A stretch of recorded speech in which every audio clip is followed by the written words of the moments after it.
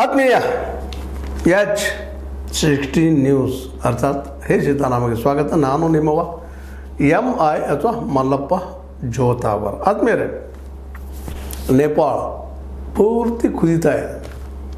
ಪ್ರಧಾನಿ ಮನೆಯನ್ನು ಸುಟ್ಟು ಹಾಕಲಾಗಿದೆ. ಅನೇಕ ರಾಜಕೀಯ ನಾಯಕರ ಮನೆಗಳನ್ನು ಸುಟ್ಟು ಹಾಕಲಾಗಿದೆ. ಎಲ್ಲ ಯುವ ಪಡೆ 18ರಿಂದ 28ರ ಮಧ್ಯದಲ್ಲಿ ಬಂದಂಥ ಹುಡುಗರು ರೊಚ್ಚಿಗೆದ್ದು ಬಿಟ್ಟಿದ್ದಾರೆ. ಯಾಕೆ?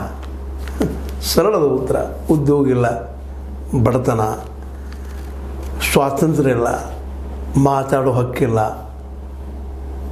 ಏಕ್ದಮ್ ಓಲಿ ಸರ್ಕಾರ ಅಂದ್ರೆ ಅಲ್ಲಿಯ ಪ್ರಧಾನಿ ಓಲಿ ಸರ್ಕಾರ ಈ ಸೋಷಿಯಲ್ ಮೀಡಿಯಾ ಮೇಲೆ ಬ್ಯಾನ್ ಹಾಕಿದ್ದು ಒಂದು ನೆಪ.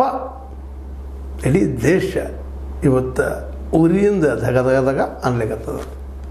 ಇದಕ್ಕೆಲ್ಲ ಮುಖ್ಯ ಕಾರಣ ಅಲ್ಲಿ ಆಡಳಿತಗಾರರು. ಇವತ್ತಿನೊಬ್ಬರಲ್ಲ, ಓಲಿ ಒಬ್ಬ ಅಲ್ಲ, ಅವ್ರು ಹಿಂದಿದ್ದಂಥ ಪ್ರಧಾನಿಗಳ ಸಹಿತ ಪ್ರೆಸಿಡೆಂಟ್ ಆಗಿರ್ಬೋದು, ಇನ್ನೊಬ್ಬರಾಗಿರ್ಬೋದು, ಭಾರತದ ಬೆಂಬಲದಿಂದ ಆದವರಾಗಿರ್ಬೋದು, ಚೈನಾದ ಬೆಂಬಲದಿಂದ ಆದವರಾಗಿರ್ಬೋದು, ಅಧಿಕಾರದಲ್ಲೇ ಅವರೆಲ್ಲ ಆಳದಲ್ಲಿ ಸೋತಿದ್ದು. ಇವತ್ತು ಪಾಪ ನೇಪಾಳಿಯರು ಬೇರೆ ಬೇರೆ ದೇಶಗಳು ದುಡಿಲಿಕ್ಕೆ ಹೋಗ್ತಾ ಇದ್ದಾರೆ. ಅಲ್ಲಿ ಒಂದು ಸ್ವಂತ ಉದ್ಯೋಗ ಇಲ್ಲ. ಹೊರಗೆ ದುಡಿಯೋಕೆ ಹೋಗೋದ್ರಿಂದ 28% ದುಡ್ಡು ಬರ್ತದೆ ಅವರಿಗೆ. ಅಗ್ರಿಕಲ್ಚರಿಂದ ಕೇವಲ 25% ಬರ್ತದೆ. ಇದರ ಅರ್ಥ ತಿಳ್ಕೊಳ್ರಿ ಯಾವ ರೀತಿಯಾದ ಪರಿಸ್ಥಿತಿಯಲ್ಲಿ ಅಂತ. ಭಾಳ ಭೀಕರ ಪರಿಸ್ಥಿತಿ ನೇಪಾಳದಲ್ಲೇ. ಹೀಗಾಗಿ ಇವತ್ತು ಯುವಕರ ಉದ್ಯೋಗ ಇಲ್ಲದಕ್ಕಾಗಿ ನಮ್ಗೆ ಉದ್ಯೋಗ ಬೇಕಪ್ಪ ಮತ್ತು ನಮಗೆ ಸ್ವಾತಂತ್ರ್ಯ ಬೇಕು, ಇವೆರಡಕ್ಕಾಗಿ ಇವತ್ತಲ್ಲಿ ಜಬರ್ದಸ್ತ್ ಹೋರಾಟ ನಡೆದ. ಅದರಲ್ಲೂ ವಿದ್ಯಾರ್ಥಿಗಳು ಒಂದು 9 ಜನ ಈ ಸರ್ಕಾರದ ಪೊಲೀಸರ ಅಥವಾ ಸೈನಿಕರ ಗುಂಡಿಗೆ ಬಲಿಯಾಗಿದ್ದನ ಈ ಒಂದು ಭುಗಿಲೇಳುವಂಥ ಕ್ರಮ ಆಗೋಗ್ಬಿಡುತ್ತೆ. ಜನ ಸರ್ಕಾರದ ವಿರುದ್ಧವಾಗಿ ಷಡ್ಯಂತ್ರರು ಅಷ್ಟಲ್ಲ, ಸರ್ಕಾರದ ಎಲ್ಲ ಬಂಗಲೆಗಳನ್ನು ಸುಡುವಂಥ ಕೆಲಸ ಮಾಡಿದರು, ಮಂತ್ರಿಗಳ ಮನೆಗಳು ಸುಡುವಂಥ ಕೆಲಸ ಮಾಡಿದರು. ವಿದ್ಯಾರ್ಥಿಗಳಂತ ನೀವು ಹೋಗಲೇಬೇಕು ಅನ್ನುವಂಥ ಒಂದು ಜಿ ಪಡೆ ಕಟ್ಕೊಂಡು ಹೋರಾಟ ಮಾಡ್ತಾಯಿದ್ದಾರೆ. ಉದ್ಯೋಗಕ್ಕಾಗಿ ಹೋರಾಟ ಮಾಡ್ತಾಯಿದ್ದಾರೆ. ಹಸು ಹೋಗಲಿ ಅಂತ ಹೋರಾಟ ಮಾಡ್ತಾಯಿದ್ದಾರೆ. ಎಲ್ಲ ಸ್ವಾತಂತ್ರ್ಯ ಬೇಕಾದ್ರ ಜೊತೆಗೆ ಅಂತೇಳಿ ಇದಕ್ಕೆ ಇವತ್ತು ನೇಪಾಳ ಸರ್ಕಾರ ವಿಫಲ ಆಗ್ಯದ ಪೂರ್ತಿಯಾಗಿ. ಕಳೆದ 50-60 ವರ್ಷಗಳ ಇತಿಹಾಸ ನೋಡಿದ ನೇಪಾಳ ಸದಾ ಏನೋ ಒಂದು ನೆಪದಿಂದ ಆಡ್ತಾ ಬಂದು ಆಗಿಂದಾಗಿ ಸ್ವಲ್ಪ ಏನೋ ಹೋಗ್ತಾಯಿತ್ತು. ಬಟ್ ಈ ಸಲ ಮಾತ್ರ ನಿಶ್ಚಿತವಾಗಿ ದೊಡ್ಡ ಹೊಡೆತ. ಇದು ಕೇವಲ ನೇಪಾಳಕ್ಕೆ ಒಂದಲ್ಲ, ನಮ್ಮ ನೆರೆಯ ಬಾಂಗ್ಲಾದಲ್ಲೂ ಆಗಿದೆ, ಶ್ರೀಲಂಕಾದಲ್ಲೂ ಆಗಿದೆ, ಮಾಲ್ದೀವ್ಸಲ್ಲೂ ಆಗಿದೆ, ದಕ್ಷಿಣ ಏಷ್ಯಾದ ಎಲ್ಲ ರಾಷ್ಟ್ರಗಳಿಗೆ ನಾವು ಸಾರ್ಕ್ ಅಂತೇನು ಮಾಡ್ಕೊಂಡಿದ್ದೀವಿ. ಭಾರತವನ್ನು ಬಿಟ್ಟು ಎಲ್ಲ ಕಡೆಗೂ ಹೆಚ್ಚು ಕಡಿಮೆ ಇಂಥ ಗದ್ದಲಗಳು, ಅಲ್ಲಿ ವಿದ್ಯಾರ್ಥಿಗಳು, ಅಲ್ಲಿ ಯುವಕರು ಅಲ್ಲಿಯ ಸರ್ಕಾರಗಳ ವಿರುದ್ಧ ಕ್ಷಣದ ನಿಂತಿದ್ದಾರೆ. ಕಾರಣ ಒಂದು ಬಡತನ, ನಿರುದ್ಯೋಗ. ಇದು ಹೋಗುವುದು ಹೇಗೆ ಅಂತ ಈ ಸಮಸ್ಯೆ ಹೋದಾಗ ಹಸುವಿನ ಸಂಕಟ ಯಾರಿಗೂ ತರಲಿಕ್ಕೆ ಆಗೋದಿಲ್ಲ. ಹಸು ಏನನ್ನಾದರೂ ಮಾಡಿಸ್ತದೆ, ಎಂಥ ಕೆಲಸವನ್ನಾದರೂ ಸಾಧಿಸ್ತದೆ. ಕ್ರಾಂತಿ ಯಾವ ಹಸುವಿನಿಂದ, ಹೊಟ್ಟೆ ತುಂಬಿದವರಿಂದ ಅಲ್ಲ ಅನ್ನೋದು ಇತಿಹಾಸ ಅಭ್ಯಾಸ ಮಾಡಿದಾಗ ಎಲ್ಲರಿಗೂ ಗೊತ್ತಾಗುವಂಥ ವಿಷಯ ಅದು. ಇವತ್ತು ಓಲಿ ಅಂತ ಕೆಲವು ಜನ ಪ್ರಧಾನಿ ಆಗಿರ್ಬೋದು, ಅಲ್ಲಿ ವ್ಯಾಪಾರಿಗಳಾಗಿರ್ಬೋದು, ಅಲ್ಲಿ ಕಾರ್ಪೊರೇಟ್ಗಳಾಗಿರ್ಬೋದು, ತಮ್ಮ ಹಿಡಿದಲ್ಲಿ ಇಡೀ ಎಕನಾಮಿಕ್ ಅರ್ಥದ ವ್ಯವಸ್ಥೆ ತಮ್ಮ ಕೈಲಿಟ್ಟುಕೊಂಡು ಈ ರಾಜಕೀಯ ಪಕ್ಷಗಳಿಗೆ ಒಂದಿಷ್ಟೇನೋ ತಿನ್ನಲಿಕ್ಕೆ ಕೊಟ್ಟು ವ್ಯವಹಾರ ತಮ್ಮ ಕೈಲಿಟ್ಟು ಹೋಗುವಂಥ ಪ್ರವೃತ್ತಿಯಿಂದಾಗಿ ಇವತ್ತು ನೇಪಾಳ ಇದ್ದಿದ್ದು ಹೊತ್ತೆದ್ದು ನಿಂತದ. ಅಲ್ಲಿ ಎಲ್ಲ ಬಡವರು, ಬಡವರ ಮಕ್ಕಳ ಸಿಟ್ಟ ಇವತ್ತು ಬೆಂಕಿಯಾಗಿ ಉರ್ಲಿಕ್ಕತ್ತದ್ರಿ. ಬಾಂಗ್ಲಾದಲ್ಲೂ ಅದಾಯಿತು. ಯೂನಿಸ್ ಅವ್ರು ಬಂದ್ರಲ್ಲ, ಯೂನಿಸ್ ಖಾನ್ ಅವರು ನೊಬೆಲ್ ಪಡೆದಂಥವ್ರು. ಶ್ರೀಲಂಕಾದಲ್ಲೂ ಬದಲಾವಣೆ ಆಯಿತು, ಇಲ್ಲಿಯೂ ಬದಲಾವಣೆ ಅಂತ ಬಂದದ. ಈ ಕ್ರಾಂತಿ ಎಷ್ಟರ ಮಟ್ಟಿಗೆ ಆ ದೇಶಕ್ಕೆ ನೆಮ್ಮದಿ ಕೊಡಿಸೋದೋ ಗೊತ್ತಿಲ್ಲ, ಉದ್ಯೋಗ ಕೊಡಿಸೋದೋ ಗೊತ್ತಿಲ್ಲ. ಆದರೆ ಇದರಿಂದಾಗಿ ಅಲ್ಲಿ ಸರ್ಕಾರಗಳು ಮತ್ತಷ್ಟು ಎಚ್ಚರಗೊಳ್ಳಬೇಕಾಗಿದೆ. ಅದಕ್ಕಿಂತ ಹೆಚ್ಚಿಗೆ ಭಾರತ ಸುತ್ತಮುತ್ತ ಇರುತ್ತಂಥ ಎಲ್ಲ ದೇಶಗಳ ಮೇಲೆ ಇವತ್ತು ಮುಖ್ಯವಾಗಿ ಚೈನಾ ಮತ್ತು ಅಮೇರಿಕಾದ ಪ್ರಭಾವ ಜೋರ್ದಾರಾಗ್ಯದ. ಈ ಒಂದು ನೇಪಾಳದ ಇವತ್ತಿನ ಸ್ಥಿತಿಗೆ ಅಮೇರಿಕ ಕಾರಣ ಅನ್ನುವಂಥ ಮಾತುಗಳು ಕೇಳಿ ಬರ್ತಾ ಇದ್ದಾವೆ. ಜೊತೆಗೆ ಚೈನಾನೂ ಕಾರಣ ಅನ್ನುವಂಥ ಮಾತು ಕೇಳಿ ಬರ್ತಾ ಇದ್ದಾವೆ. ಯಾಕಪ್ಪ ಅಂತಂದ್ರೆ ಇವತ್ತು ಭಾರತ ಅಮೇರಿಕ ಬಿಟ್ಟ ಚೈನಾ ಕಡೆ ವಾಲಿದ್ದರಿಂದಾಗಿ ಅಮೇರಿಕಕ್ಕೆ ಒಂದು ಜಾಗ ಬೇಕಾಗ್ಯದ. ತನ್ನ ಸೈನ್ಯ ನೋಡೋ ಸಲುವಾಗಿ ದಕ್ಷಿಣ ಏಷ್ಯಾವನ್ನು ಕಂಟ್ರೋಲ್ ಮಾಡೋ ಸಲುವಾಗಿ ಅಮೇರಿಕ ಇದಕ್ಕೆಲ್ಲ ಕಾರಣ ಅಂತ ಹೇಳ್ತಾ ಇದ್ದಾರೆ. ಅದಕ್ಕಿಂತ ದೊಡ್ಡ ಕಾರಣ ಹಸು. ಯಾರು ಏನೋ ಹೇಳಿ ಅವ್ರು ವಾದ ಮಾಡಲಿ, ಇಲ್ಲ ಈ ಹಸದ ಸಂದರ್ಭದಲ್ಲ ಒಂದು ತುತ್ತು ರೊಟ್ಟಿ ಆಗಿದ್ರೆ ದೊಡ್ಡವರು ಆಗ್ತಾರೆ, ದೇವತೆ ಆಗ್ತಾರೆ, ಆ ಮಾತು ಬೇರೆ. ಆದ್ರೆ ಅದು ಹೇಳುವಂಗೆ ಆಗೋದು ಕಾರಣ ಅಲ್ಲಿ ಸರ್ಕಾರಗಳನ್ನ, ಅಲ್ಲಿ ಆಡಳಿತಗಳನ್ನು. ಅದು ಇವತ್ತು ಹಂತಕ್ಕೆ ಬಂದದ್ದು. ಮತ್ತು ನಮ್ಮ ದೇಶದಲ್ಲೂ ಅದು ಹಂತಕ್ಕೆ ಬರ್ತಾ ಇದೆ ನಿಧಾನಕ್ಕೆ. ಅದರಲ್ಲೂ ಕಳೆದ 10-11 ವರ್ಷಗಳಲ್ಲಂತೂ ಉದ್ಯೋಗ ಇಲ್ಲ. 2 ಕೋಟಿ ಉದ್ಯೋಗ ಕೊಡಿದ ನಂತರ ನಮ್ಮ ಮೋದಿಜಿಯವರು ಎಷ್ಟು ಕೊಟ್ಟರು ನಮ್ಮ ಮುಂದೆ. ಪ್ರತಿ ವರ್ಷ 2 ಕೋಟಿ ಕೊಟ್ಟಿದ್ರೆ ಇವತ್ತು ಇಡೀ ದೇಶ ನಂದನವನ ಆಗಿರ್ತದೆ.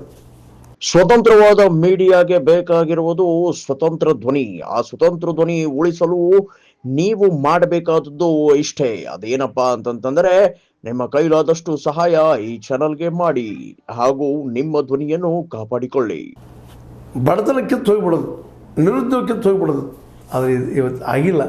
ಇದನ್ನು ನಾವು ಎಚ್ಚರ ನೋಡ್ಬೇಕಾಗಿದೆ. ಇವತ್ತಿನ ಬಾಂಗ್ಲಾದ ಕಡೆ ಆಗಿರ್ಬೋದು, ಇವತ್ತಿನ ಶ್ರೀಲಂಕಾ ಕಡೆ ಆಗಿರ್ಬೋದು, ಇವತ್ತಿನ ಮಾಲ್ದೀವ್ಸ್ ಕಡೆ ಆಗಿರ್ಬೋದು, ಹಿಂದಿನ ನೇಪಾಳ ಕಡೆ ಆಗಿರ್ಬೋದು, ಭಾಳ ಎಚ್ಚರಿಕೆಯಿಂದ ನಾವು ನೋಡಿ ಕಲಿಬೇಕಾಗಿದೆ. ನಮ್ಮ ಮನೆಗೆ ಉರಿ ಹೆಚ್ಚಿದಾಗ ನಾವು ಚಿಂತನೆ ಮಾಡೋಕ್ಕಿಂತಲೂ ಈಗ ಚಿಂತನೆ ಮಾಡಿ ಇದಕ್ಕೆ ಪರಿಹಾರ ಏನು. ಈಗಾಗಲೇ ಅಮೇರಿಕಾ ನಮ್ಮ ದೋಸ್ತಿ ಬಿಟ್ಟದ, ನೀವು ಚೈನಾದ ಕಡೆ ಭಾರತ ಹೊರಟದ ಅಂತ ತಿಳ್ಕೊಂಡು ನಿಮ್ಗೆ ಮತ್ತೆ ಪ್ಲೀಸ್ ಮಾಡೋ ಪ್ರಯತ್ನ ಮಾಡ್ತಾಯಿದ್ದಾರೆ ನಮ್ಮ ಟ್ರಂಪ್ ಅವರು. ಇದು ಯಾವುದಕ್ಕೂ ಬಲಿ ಆಗದ. ನಮ್ಮ ಜನರಿಗೆ ನಾವು ಉದ್ಯೋಗ ಸೃಷ್ಟಿ ಮಾಡೋಕ್ಕೆ ಏನು ಸಾಧ್ಯ ಅದ? ಗ್ಯಾರಂಟಿ ಕೊಟ್ಟರು ನಿಲ್ಲೋದಿಲ್ಲ. ಇದು ಇಂದಿಲ್ಲ ನಾಳೆ ದೊಡ್ಡದಾಗೋದು. ಈಗ ಹೆಂಗೆ ಆಯ್ತಲ್ಲ ಇಲ್ಲ ನಮ್ಮ ದಕ್ಷಿಣ ಏಷ್ಯಾದ ದೇಶಗಳಲ್ಲೇ ಅದು ನಮ್ಮಲ್ಲಿಯೂ ಆಗುವ ದಿನ ದೂರಿಲ್ಲ. ಆದರೆ ನಮ್ಮಲ್ಲಿ ಯಾಕೆ ಉಳಿದೋದಿಲ್ಲ ಅಂತಂದರೆ ಗಾಂಧಿ ಅಂತಹ ಒಬ್ಬ ದೊಡ್ಡ ಮಹಾನ್ ವ್ಯಕ್ತಿ, ಅಂಬೇಡ್ಕರ್ ಅಂತ ದೊಡ್ಡ ವ್ಯಕ್ತಿಗಳು ನಮಗೆ ಪ್ರಜಾಪ್ರಭುತ್ವ ಕೂಡಿ ಬದುಕುವಂಥ ದೊಡ್ಡ ಪಾಠವನ್ನು ಬಿಟ್ಟು ಹೋಗಿದ್ದಾರೆ. ಆ ಒಂದು ಕಾರಣಕ್ಕಾಗಿ ಇವತ್ತಿಗೂ ಉಳಿದದ. ಆದರೆ ಇದು ಭಾಳ ತಡೆಯುವಂಥದ್ದಲ್ಲ. ಯಾಕಂದರೆ ಹಸಿವ ಏನು ಬೇಕಾದನ್ನು ಮಾಡಿ ಹೋಗೋದು ಬರ್ತದೆ, ನೀರಡಿಕೆ ಏನು ಬೇಕಾದನ್ನು ಮಾಡಿ ಹೋಗ್ತದೆ, ಆರೋಗ್ಯ ಏನು ಬೇಕಾದ್ರು ಮಾಡಿ ಹೋಗ್ತದೆ.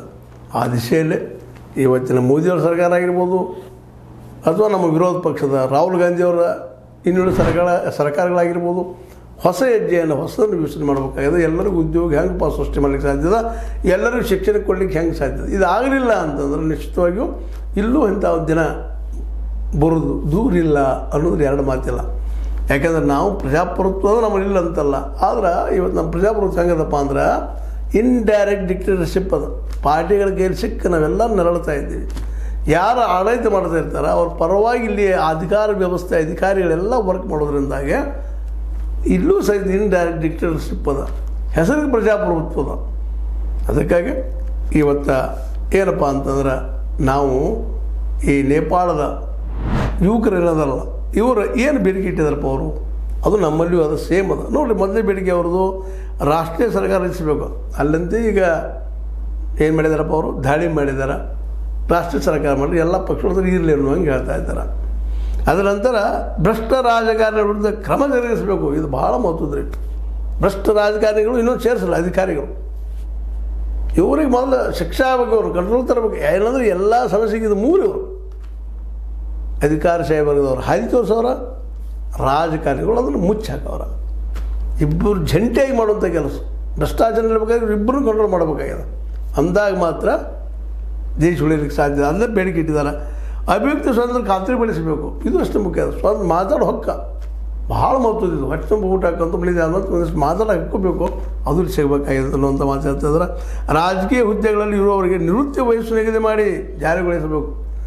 ಏನು ರಾಜಕೀಯ ಸೇರಿದವರು 80 ಆದರೂ ನಾನು, 90 ಆದರೂ ನಾನು, 75 ನಾನು, 80 ಆದರೂ ನಾನು ಅಂತಲ್ಲ ಇವರೆಲ್ಲ. ಇವರಿಗೆ ನಿವೃತ್ತಿ ಘೋಷಣೆ ಮಾಡಿ ಇವರಿಗೆ ನಿವೃತ್ತಿ ಹೋಗ್ರಿ ಹೊರಗೆ ಅವರು. ಯಾಕ್ರಿ ಇವರಿಗೆ 75, 80, 90 ವರ್ಷ ನಾನು ಆಡ್ತೇನೆ ಅಂತಾರೆ. ಹೊಸ ಯುವಕರು ಬರಲಿ, ಭಾಳ ಮಹತ್ವದ್ದು. ಇದು ಹಿಂದಿಲ್ಲ ನಮಗೂ ಬರ್ತದೆ. ನಮ್ಮ ವಿದ್ಯಾರ್ಥಿಗಳು ಇವತ್ತು ಇದನ್ನು ಹೊಸದು ಜನ ಇದನ್ನು ಕೇಳೋದ್ರಲ್ಲಿ ಎಲ್ಲ ಮಾತಿಲ್ಲ. ಸುಮ್ಮನೆ ಬೃಹತ್ ದೇಶದ ಬೃಹತ್ ಜನಸಂಖ್ಯೆ ಅದ. ಹೇಗೋ ಸೇರ್ತಾ ಮುಂದೆ ನಡೆದದು. ಹೆಂಗೋ ಒಂದು ಸಮಾಧಾನದ ಇಲ್ಲಿವರೆಗೆ ಏನೋ ಒಂದಿಷ್ಟು ಯಾರೋ ಗ್ಯಾರಂಟಿ ಕೊಡ್ತಾರೆ, ಮತ್ತೇನೋ ಕೊಡ್ತಾರೆ, ಆಶ್ವಾಸನೆ ತೋರಿಸ್ತಾರೆ, ಕನಸುಗಳನ್ನು ತೋರಿಸ್ತಾರೆ. 2 ಕೊಡ್ತನು, 15 ಲಕ್ಷ ಕೊಡ್ತನು, ಏನು ಹೇಳ್ತಾರೆ. ಅದನ್ನ ಇನ್ನೂ ನಂಬ್ತಾ ಇದ್ದಾರೆ ನಮ್ಮ ಜನ.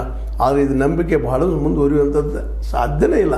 ಯಾಕಂದ್ರೆ ಉದ್ಯೋಗಗಳೇ ಇಲ್ಲ ಕೊಡೋದಕ್ಕೆ, ಎಲ್ಲ ಬಂದಾಗಿದ್ದಾವೆ. ಅದಕ್ಕೆ ಇವತ್ತಿನ ಮೋದಿ ಸರ್ಕಾರ ಆಗಿರ್ಬೋದು, ಅದು ವಿರೋಧ ಪಕ್ಷದ ರಾಹುಲ್ ಗಾಂಧಿಯವರು ಆಗಿರ್ಬೋದು, ಇವರೆಲ್ಲರೂ ಈ ದಿಶೆಯಲ್ಲಿ ಚಿಂತನೆ ಮಾಡಲಿ. ಇಲ್ಲಾಂದ್ರೆ ಭಾರತ ಸಹ ಮುಂದಿನ ದಿನದಲ್ಲೇ ನೇಪಾಳದಂಗೋ, ಬಾಂಗ್ಲಾದಂಗೋ, ಶ್ರೀಲಂಕಾದಂಗೋ ಅಥವಾ ಆಫ್ರಿಕಾದ ದೇಶಗಳಂಗೋ ಕುದಿ ಅಥವಾ ನಿಗಿ ಕೆಂಡಾದ್ರೆ ಅದಕ್ಕೆ ಉತ್ತರ ಏನಪ್ಪ? ಇವತ್ತು ಪಾಪ 9 ಜನ ವಿದ್ಯಾರ್ಥಿಗಳು ತೀರ್ಕೊಂಡಿದ್ದಾರೆ. ಅದ್ರ ಜೊತೆಗೆ ಕ್ರಾಂತಿ ಆಗ್ಯದ, ಪ್ರಧಾನಿ ಮನೆ ಸುಟ್ಟು ಹೋಗ್ಯದ. ಹಂಗೆ ನಮ್ಮದು ಪರಿಸ್ಥಿತಿ ಬರಬಾರ್ದಾಗಿತ್ತು ಅಂದ್ರೆ ನಮ್ಮ ಅರ್ಥವ್ಯವಸ್ಥೆಯನ್ನು ಮತ್ತು ಪ್ರಜಾಪ್ರಭುತ್ವವನ್ನು ಉಳಿಸೋಂಥ ಕೆಲಸ ಮೋದಿಯವರು ಜೊತೆಗೆ ನಮ್ಮ ರಾಹುಲ್ ಗಾಂಧಿ ಅಂತವರು ಮಾಡಿದರೆ ಭಾಳ ಯೋಗ್ಯ, ಉತ್ತಮ ಅಂತ ಹೇಳ್ತಾ ನೇಪಾಳ ಇದೆಲ್ಲರಿಗೂ ಪಾಠ ಆಗಲಿ ಅಂತ ಮತ್ತೊಮ್ಮೆ ನೆನಪಿಸ್ತಾ, ಇದು ನಿಮ್ಗೆ ಲೈಕ್ ಆಗಿರೋದು ಲೈಕ್ ಮಾಡಿ ಶೇರ್ ಮಾಡಿ ಕಮೆಂಟ್ ಮಾಡಿ ಜೊತೆ ಸ್ವಲ್ಪ ನಿಲ್ಲಿಸಬೇಡ್ರಿ. H16 ನ್ಯೂಸ್ ಅರ್ಥಾತ್ ಸೀತಾರಾಮನ್ ಸತ್ಯದ ಕೈಗೊಂಡ ವಂದನೆಗಳು.